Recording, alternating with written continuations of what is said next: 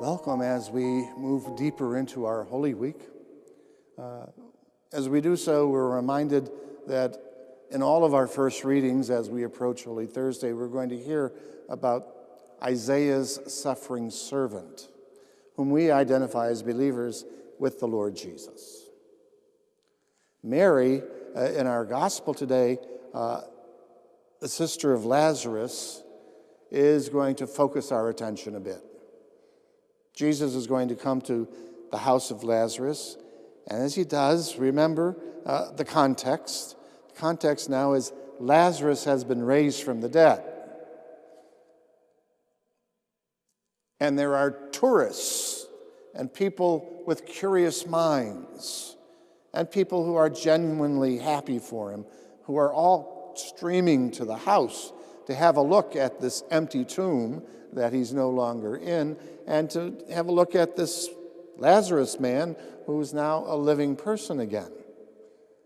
And when all of that great frenetic activity is going on, there's great frenetic activity also in Jerusalem as the plots against Jesus are being formulated and ways are being found to make them happen.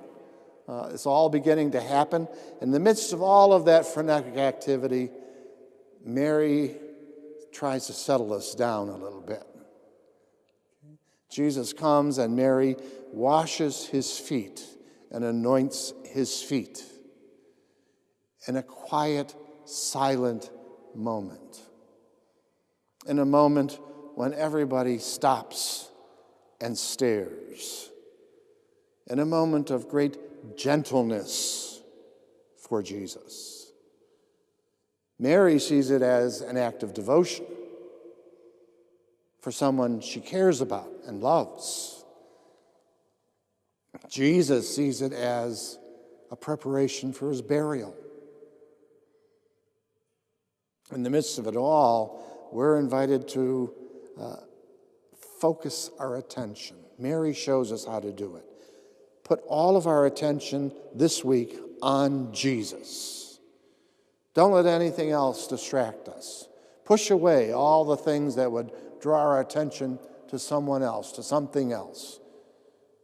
Put our worries aside for a moment. Put our anxieties and fears aside for a moment. Put our dreams on hold for a moment and just focus on Jesus for this week. Move in and be part of this tender moment. Be silent. Be silent and be present with Jesus. Accompany Jesus in this moment. Walk with him. Discover how he is going to, in a very short time, make a gift of himself to bring about salvation. Discover what that's going to mean for you and for me. Discover what it's going to mean for the world. Discover what it's going to mean to bring the light of God into the darkness of the world. Take the moment. Take the day. Focus. Focus on Jesus and walk with him this week.